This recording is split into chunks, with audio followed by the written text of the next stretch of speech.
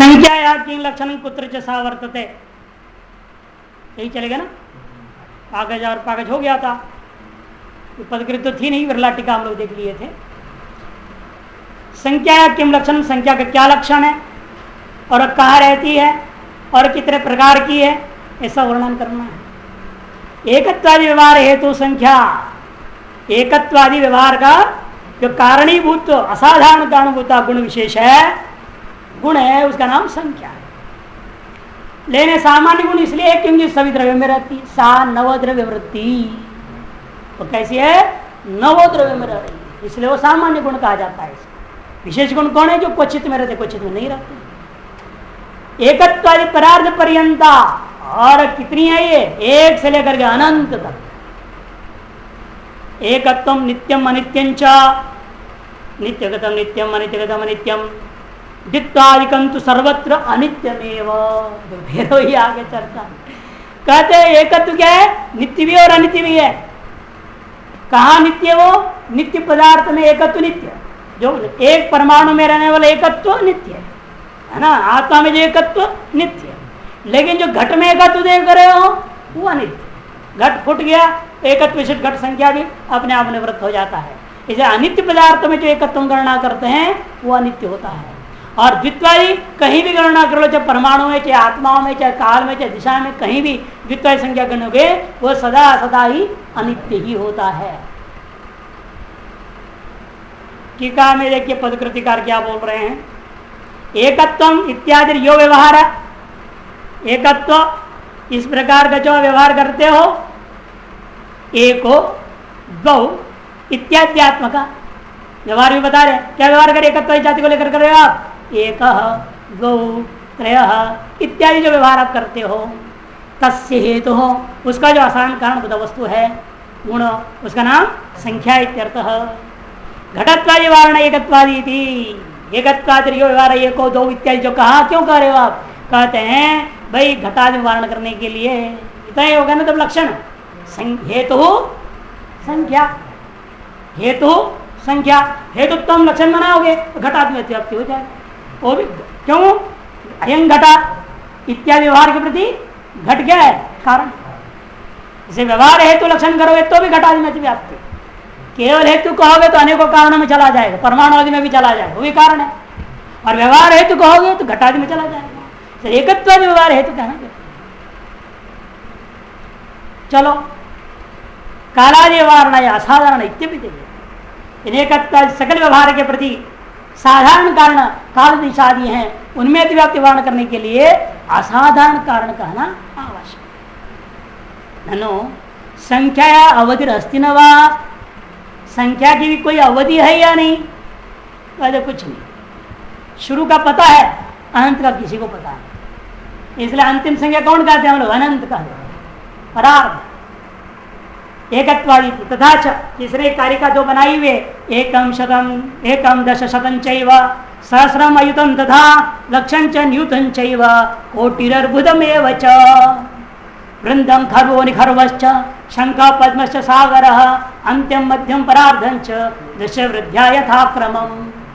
10-10 गुणा करते जाओ, एक है उसका 10 गुणा क्या है, 10, 10 का 10 गुणा 100, 100 का 10 गुणा 1000, 1000 का 10 गुणा अयुतम 10,000, उसका 10 गुणा लाख, 10 गुणा करते रहो।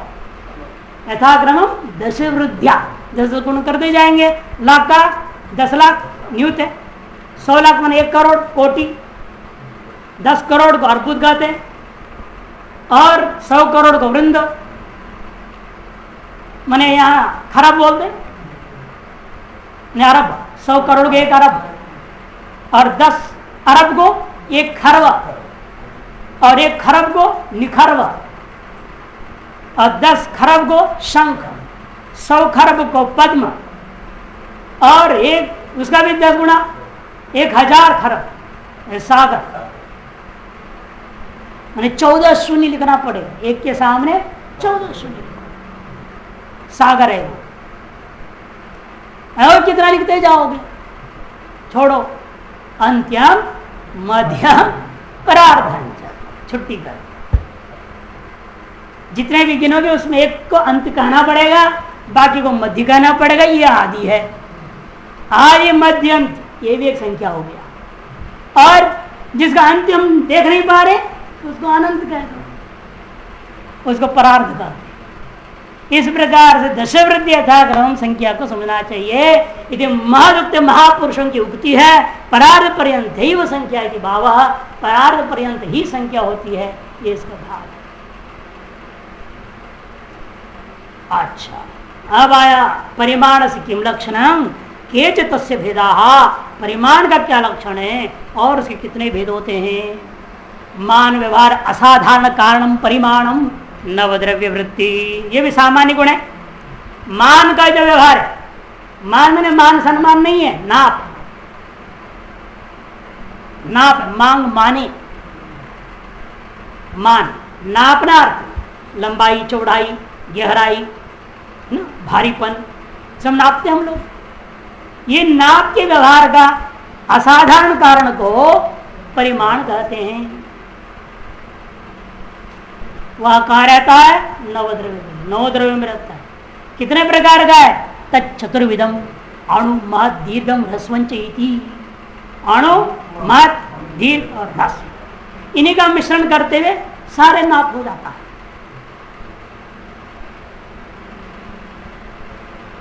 मानम परिमिति, मान क्या है, परिमिति का, उसका जो व्यवहार, तस्या यो व्यवहार, क्या व्यवहार होता है, इदम महत् इदम अणु इत्याद्यात्मक, तस्य आसान कारणम परिमाणम इत्यर्थः, उसके आसान कारण का नाम परिमाण है। व्यवहार आसान कारण इतना ही कह दो तो कहते दंडादि वारणाय मानेति, दंड भी क्या है, घट व्यवहार के आसान कारण कौन है, दंड है। दंड से चाक चलाएगा तब तो घट बनाएगा, दंड भी घटोत्पत्ति के प्रति आसान कारण का कारण है, और उसमें अतिव्याप्ति निवारण करने के लिए आपको माना करना पड़ा।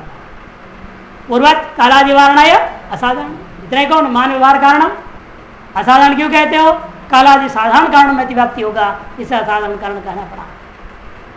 कारण भी क्यों कहते हो, मान व्यवहार असाधारण वस्तु, मान व्यवहार के प्रति असाधारण जो वस्तु, कोई भी गुण विशेष कुछ भी ऐसा अर्थ कर लो तब गड़बड़ होगा। कारण न कहोगे तो शब्दत्व वारणाय कारणम इति, मान व्यवहार के प्रति असाधारण धर्म हम ले लेंगे, धर्म क्या है, शब्दत्व धर्म, उसमें अतिव्याप्ति निवारण करने कारण कहा। नवद्रव्येति चतुर्विधम अपनी पर मध्य भेदेन द्विविधम, चारों को पर और मध्य से जोड़ दो, पर अणु है ना, और मध्यम, परमहत मध्य महत, परदीर्घ मध्य दीर्घ, परहस्व मध्य ह्रस्व। तत्र परम अणु ह्रस्वत्व, परम अणु और ह्रस्व अणु, ये दोनों अणुत्व का दो, परमत्व ह्रस्वत्व, ये कहाँ रहेगा, परमाणु मनसो, परमाणु और मन में। मध्यम अणु और ह्रस्वत्व, मध्यम अणु और ह्रस्वत्व, ये कहाँ रहेगा, द्विणुक है, द्विणुक में रहेगा। परम महत्व और दीर्घत्व, ये कहाँ है, गगनादियों व्यापक तत्वों में। मध्यम महत्व और दीर्घत्व, ये कहाँ रहेगा, मध्यम दीर्घत्व घटादियों में। एतन मौक्तिकात, एतन मौक्तिकम अणु, यहाँ एक पद नहीं है, लिख लेना, एतन मौक्तिकात पंचम्यंत नहीं है, एतन मौक्तिकम प्रथमांत है।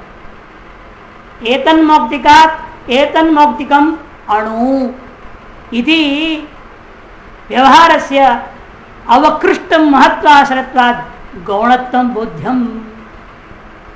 इसके लिए कोई विशिष्ट नाप मानना चाहिए ना, इससे छोटा इससे छोटा इससे छोटा, बहुत नाप के नाम देने पड़ जाएंगे, है या नहीं।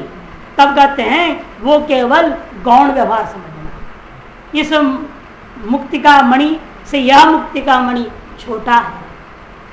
एतन मुक्तिका एतन मौक्तिकम अणु, उससे यह छोटा, ऐसा बोल रहे हैं। वो छोटा भी कोई एक नाम विशेष का नाम नहीं है, सापेक्ष कथन हो रहा है, इसलिए कहते हैं इन चीजों को गौण समझना, अतः उनको पृथक कोई गणना नहीं किया गया। एवमेव केतनाद व्यजनम ह्रस्वम, केतनाद व्यजनम ह्रस्वम, बड़ा पंखा केतन बोलते थे पहले जमाने में, ऊपर टांगते, छत से लगा रहता था बड़ा पंखा, बहुत बड़ा सा 15-15 फुट चौड़ा होता था, 5-6 फुट इस तरह से लंबा, इतना सा वो टंगे रहते थे। और राजा बैठा है, दरबार बैठा हुआ है और चलाने वाला दिखता नहीं था। वो क्या करते थे, वो रोशनदान होता ना, उसके अंदर से रस्सी डाल के बाहर खड़ा है, वहां से यूं खींचते रहो, छोड़ते रहो, और पंखा चलता था, हवा मारता था जोर से। दक्षिण में शादियों में भी क्या करते हैं, नियम है, लड़की के जो माता पिता ना, वो क्या करते, इतना बड़ा पंखा स्पेशल होता है उसके लिए, उसको लेके यूं मारते जाता है, स्वागत करिए बारातियों। ये व्यवहार है। तो केतन है बड़ा वाला, और दूसरे जो औरतें हैं छोटे छोटे, इसको बेचन केतनाद है, दोनों पंखाई, ये भी हवा मारने का काम ले, वो भी हवा की काम कर रहा, लेकिन उससे छोटा है बोल रहे हैं। यहाँ का भाई कोई अलग नाप विशेषण की संख्या देने की जरूरत नहीं है। केतनाद व्यजनम ह्रस्वमित्यत्रापि निकृष्ट दीर्घत्वात् गौणत्वम, निकृष्ट दीर्घ वो उत्कृष्ट दीर्घता, उसमें इसमें निकृष्ट दीर्घता है, इसलिए यहां पर भी गौण व्यवहारी मानना है। पृथक तस्य किम लक्षणम, पृथक तो क्या लक्षण है, कुत्र स वर्तते, पृथक व्यवहार असाधारण कारणम पृथक इमौ पृथक, ये दोनों अलग अलग हैं।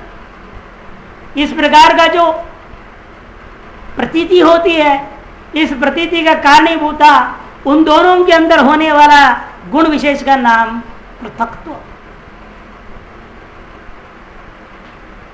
उसका व्यवहार क्या है, अयम अस्मात् पृथक, इमौ पृथक, ऐसे ज्ञान क्यों हो रहा है, क्योंकि अयम अस्मात् पृथक, राम श्यामात् पृथक भवति, अथवा राम श्यामौ पृथक भवति, दोनों पृथक। तभी वह व्यवहार होगा जब अयम अस्मात् पृथक इस प्रकार का आपको अनुभूति होता है, तो दो का बीच में पृथकत्व का गुण मानना पड़ेगा। और सर्वद्रव्य वृत्ति, एक द्रव्य दूसरे द्रव्य से अलग अलग है ही, 9 अलग गिना रहे हैं हम, 9 एक दूसरे से पृथक है, तो सभी के बीच में पृथक गुण रहेगा। तदकृतिकार कहते हैं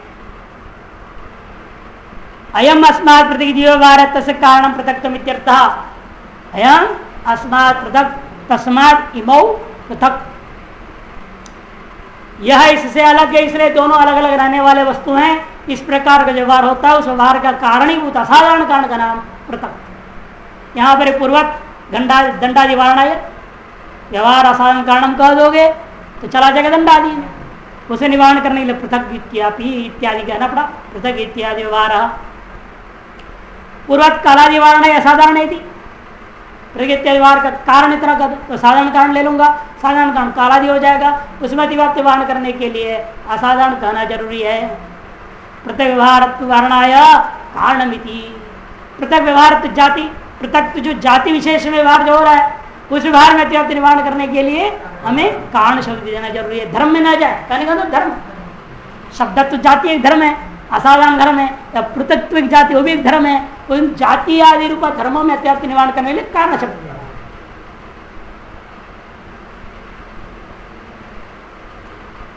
संयुक्त वार हेतु संयोग सर्वद्रव्य, संयोग से किम लक्षण कुत्र च सः, संयोग का क्या लक्षण है और वो कहा रहता है, तो कहते हैं संयुक्त वार हेतु संयोग। यहाँ भी ऐसे इमौ संयुक्त हो, ये दोनों जुड़े हुए हैं, अलग नहीं है। अब इमौ संयुक्त, तीनों अलग अलग चीजें देखी है, इमौ संयुक्त, इमौ पृथक और इमौ विभक्त।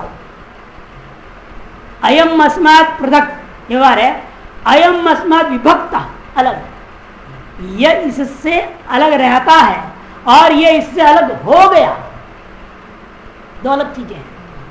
राम श्याम दो हैं, वो दोनों पृथक भी रहेगा, विभाग नहीं कहेंगे, वहां विभाग नहीं है, समझ रहे? और पेड़ और फल है, और फल पेड़ से अलग हो गया, अब कहीं विभो विभक्त हो, अब यार दो हैं, इनमें विभक्त थोड़ी कहेंगे, ये विभाग थोड़ी हुआ, पृथक है, इमो पृथक कहेंगे, अयम अस्मात् पृथक भव। विभाग तब कहेंगे कोई क्रिया को हो करके पूर्व सिद्ध संयोग का नाश हुआ, पूर्व में संयुक्त हो उसका नाश करो, तब विभाग नहीं तो विभाग कहां हुआ। ऐसा हम क्या करते सब्जी विभाग कर रहे हैं आपस में, वो संयुक्त थे, पूर्व सिद्ध संयोग है, उसका नाश किया आपने, वहां विभाग माना जाएगा। और दो लोकी योग दो अगर विभाग है, अरे नहीं भाई ये तो विभाग नहीं है, दो लोकी के बीच में दो लोकी है तो वहां पृथकत्व है, और एक लोग काटा वहां विभाग, ये फर्क। और न काटे अवस्था में संयुक्त है, और दो अवयवियों को भी संयोग कर सकते हैं, दो अवयवी इनका संयोग कर सकते हो, और इस संयोग को नाश करो तो विभाग यहां भी आ सकता है।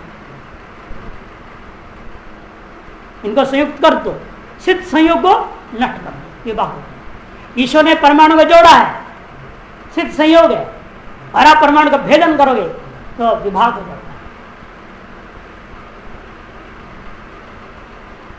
तीसरे से पृथक संयोग विभाग, एक तीनों को अलग अलग समझना चाहिए। संयुक्त व्यवहार हेतु संयोग सर्वत्र वृत्ति, इमो संयुक्त यो व्यवहार तस्य हेतु संयोग इत्यर्थः, उसका जो हेतु है उसी का नाम संयोग है।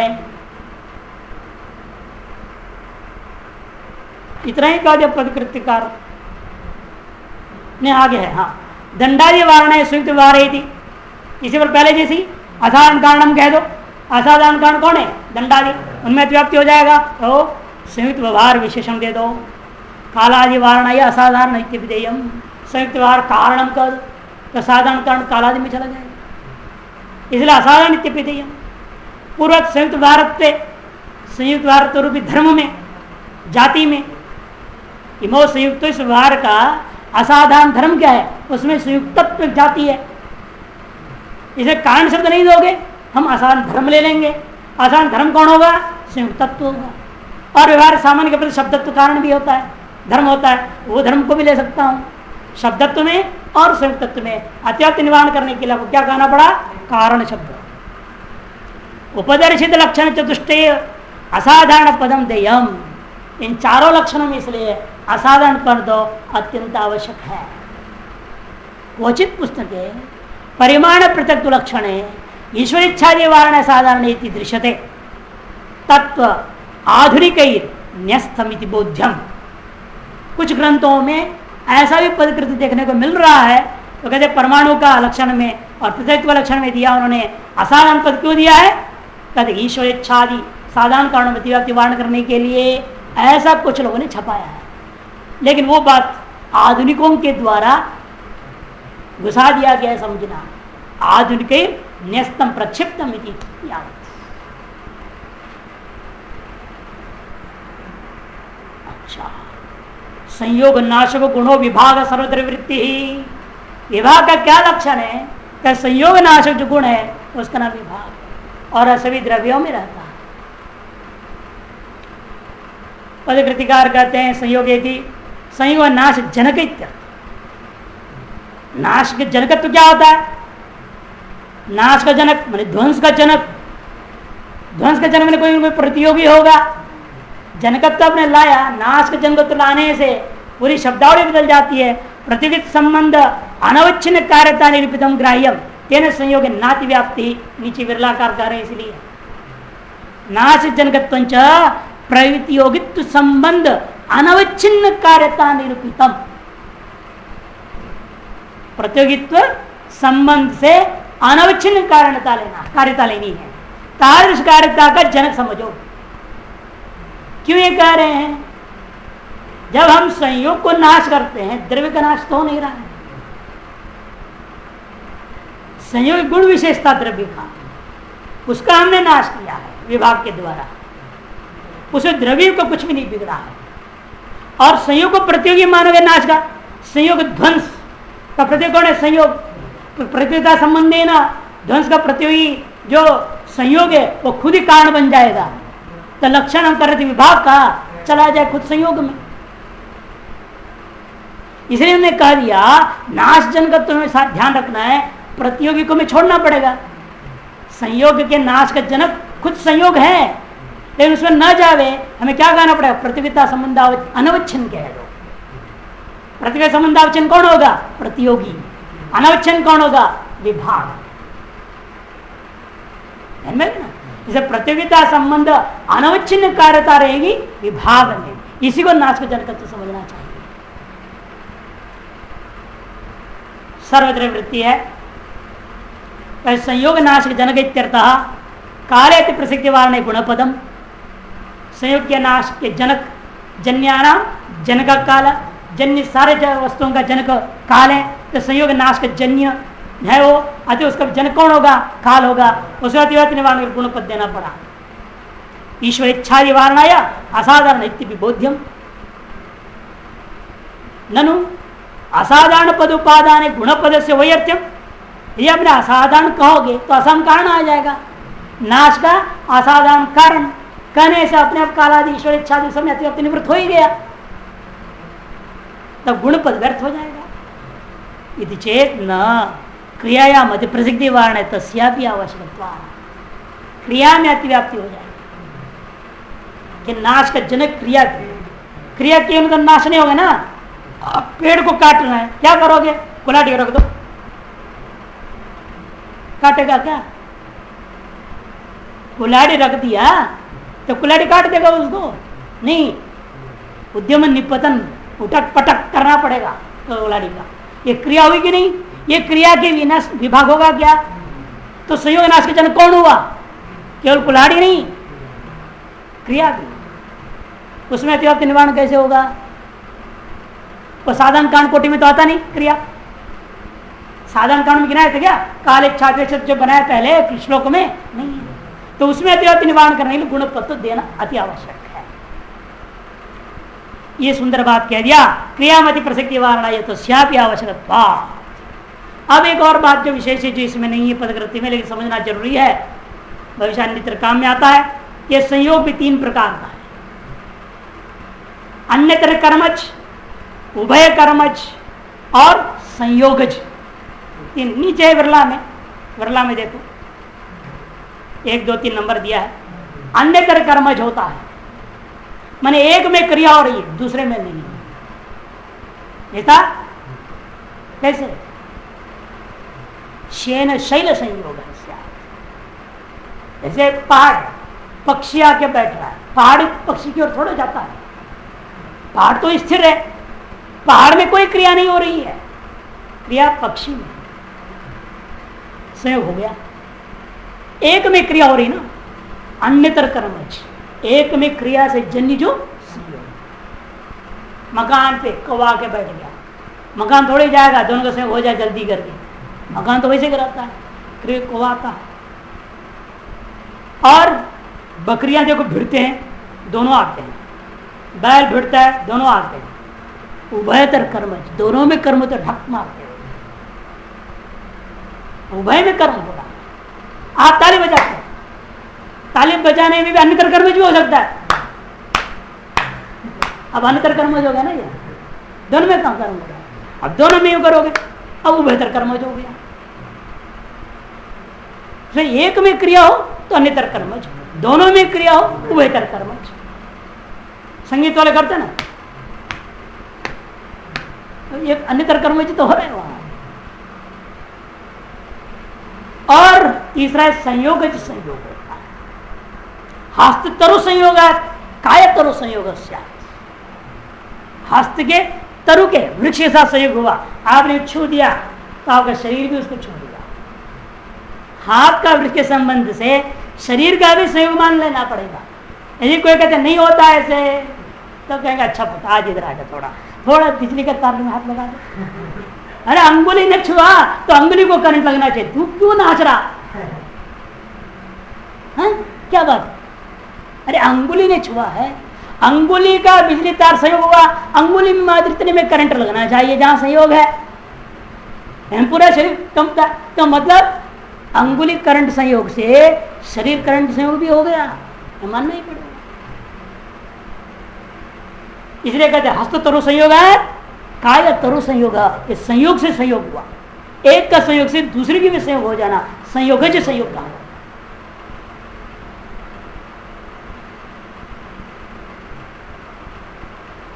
और इसमें फिर दो प्रकार की है, सब संयोगों में हर संयोग को दो प्रकार है, अभिघात और नोदन। आवाज है ना, इसको अभिघात।